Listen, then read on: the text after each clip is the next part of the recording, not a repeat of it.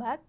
తాను ప్రజాస్వామ్యంలో వ్యవస్థలపై పోరాటం చేస్తున్నానని బిగ్ టీవీతో తాడిపత్రి రాంపుల్లయ్య తెలిపారు. తాను ఏ పార్టీకి చెందిన వ్యక్తి కాదని, తనకు ఎవరూ సపోర్ట్ లేదన్నారు. జేసీ ప్రభాకర్ రెడ్డి అసాంఘిక కార్యకలాపాలపై చాలా సంవత్సరాల నుంచి పోరాటం చేస్తున్నానని అన్నారు. తన మీద కుట్రలు చేశారని, పోలీసులను అడ్డుపెట్టుకుని 4 సార్లు హత్యాయత్నాలు జరిగాయని చెప్పారు. మరిన్ని వివరాలు మా ప్రతినిధి శ్రీరామ్ అందిస్తారు. తాడిపత్రి కేంద్రంగా సోషల్ మీడియాలో ఆడియోల కలకలం రేకెత్తించింది. ప్రజెంట్ మనతో రాంపుల్లయ్య ఉన్నారు. బ్రదర్, చెప్పండి, ఏంటి అసలు తాడిపత్రి కేంద్రంగా ఆడియోల కలకలం ఎందుకు రేకెత్తిందంటారు?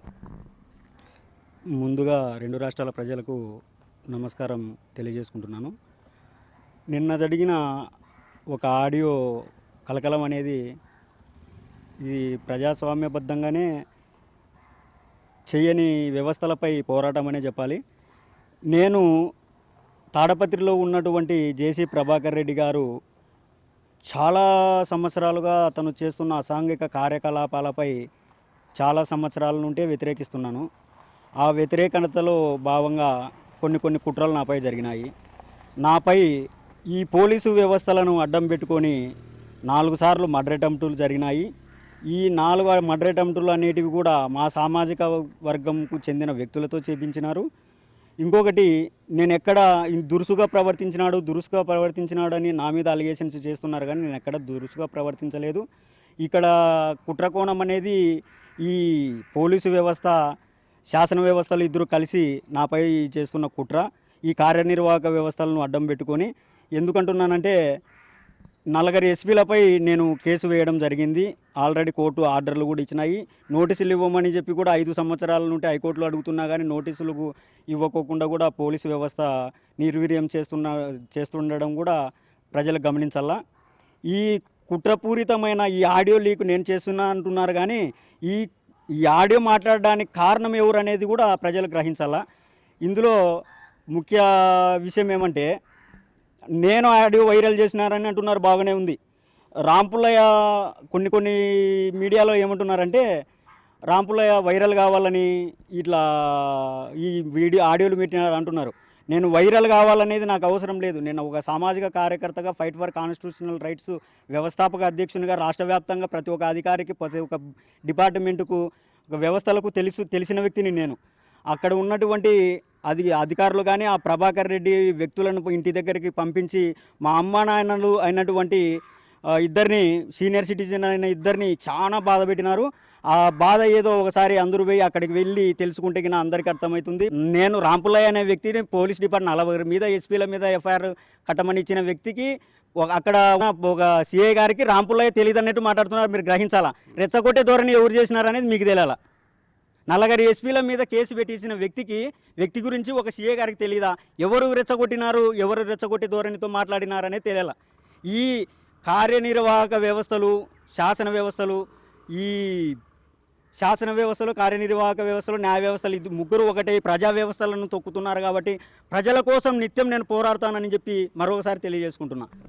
ఇది మొత్తంగా రాంపుల్లయ్య చెప్తుందంతా ఒకటే. తాడిపత్రిలో గతంలో జరిగినటువంటి ఈ ఫాల్ సంబంధించినటువంటి ఈ 4 కేసులు అలిగేషన్ ఏదైతే ఉందో అదంతా కూడా ఫాల్స్ అని చెప్తూ ఉన్నారు. అయితే గతంలో జరిగినటువంటి జేసీ ప్రభాకర్ రెడ్డి వారు తమ తల్లిదండ్రులను ఇబ్బందులకు గురి చేశారు, మానసికంగా కొంత ఇబ్బందులకు గురి చేశారు అంటూ కూడా తెలుపుతున్నటువంటి పరిస్థితి. అయితే రానున్న రోజుల్లో కూడా ఖచ్చితంగా ప్రభుత్వ వ్యవస్థల మీద పోరాటం చేస్తామంటూ తెలుపుతున్నటువంటి పరిస్థితి. వీడియో జర్నలిస్ట్ రాజుతో శ్రీరామ్, బిగ్ టీవీ, కర్నూలు నుంచి.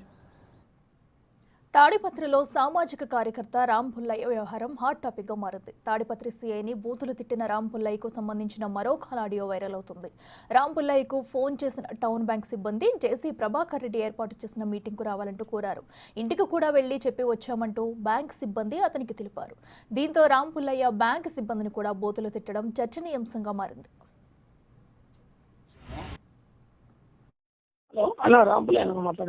అవునండి, ఎవరు? మనం తాడిపత్రి గవర్నమెంట్ నుంచి మాట్లాడుతున్నాం. చెప్పు బాబు.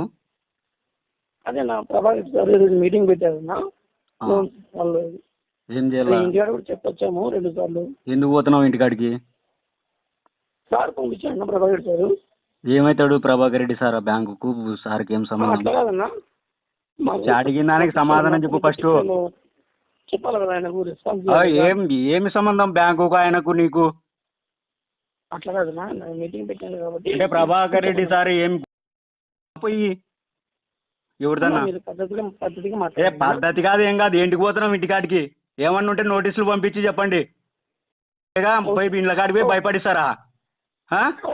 భయపడిలేనా మీటింగ్ నీ మళ్ళా భయపడిలే అంటావు, నీకెవడు చెప్పిన ఇంటికాడికి పోమని? ఆ? రాంపుల్లయ్య తీరు తీవ్ర వివాదాస్పదంగా మారడంతో అతని కాల్ రికార్డింగ్స్ పై పోలీసులు దృష్టి పెట్టారు. రాంపుల్లయ్య మీద ఉన్న కేసులపై ఆరా తీశారు. ఆయనపై తాడిపత్రిలోనే 4 కేసులు పెండింగ్ లో ఉన్నట్టు గుర్తించారు పోలీసులు. రాంపుల్లయ్యపై మహిళల్ని దుర్భాషలాడటం, బ్యాంక్ లోన్లు ఎగ్గొట్టడం సహా సారాయి కేసులు, న్యూసెన్స్ కేసులు ఉన్నట్టు సమాచారం. ఈ మేరకు రాంపుల్లయ్యపై చర్యలు తీసుకునేందుకు పోలీసులు సిద్ధమవుతున్నట్టు తెలుస్తోంది.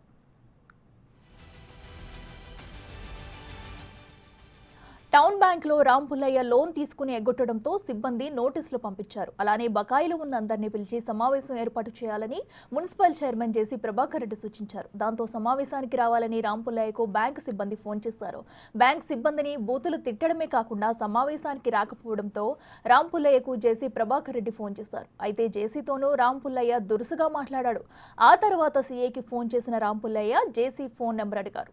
ఆ సమయంలోనే మాటామాటా పెరగడంతో సీఐని కూడా రాంపుల్లయ్య బండబూతులు తిట్టడం ఇప్పుడు అగ్గి రాజేస్తుంది.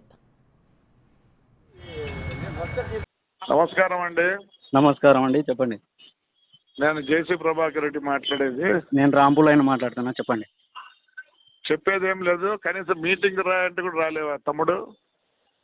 మీటింగ్ అనేది గౌరవపూర్వకంగా ఇప్పుడు 40,000 ఇండ్లు మీవే అంటారు, మీవే కదా.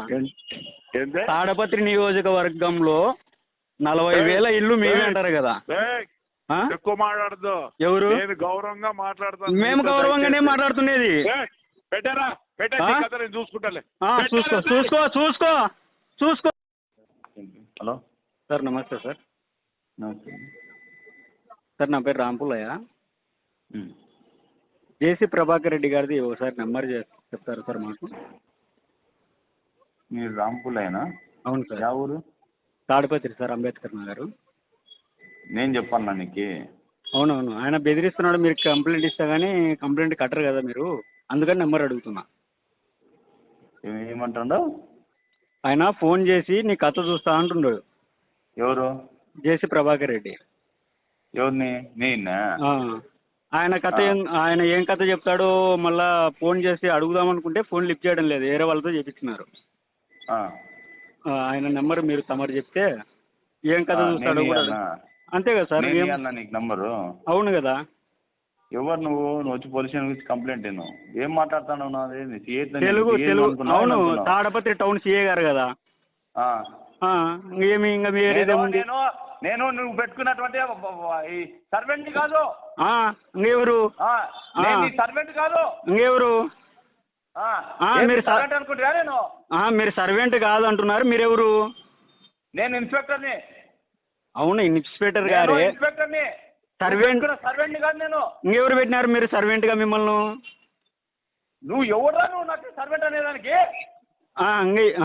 అంటే ఇప్పుడు మీరు ఎవరు? నేను ఒక్క పోస్ట్కి 300 మంది 400 500 మంది పోటీ పడితే పోటీ పరీక్షలో నెగ్గి సంపాదించిన పోస్ట్ ఇది.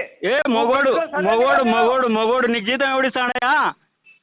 అయ్యా నువ్వు మొగోనివయ్యా, నువ్వు 300 400 నువ్వు ఇస్తాను నాకు. నువ్వేం కూలీ చేస్తా అంటే ఇస్తాను. అవును, ఏ కూలీ అంటే ఒకటే సార్, మేము మిమ్మల్ని గౌరవంగా మాట్లాడుతున్నాం రా బాబు. బాబు నిన్ను గౌరవంగా మాట్లాడుతున్నామమ్మా. అమ్మా నీకు ఎందుకంటే నిన్ను గౌరవంగా రే ఇంద్రయ్య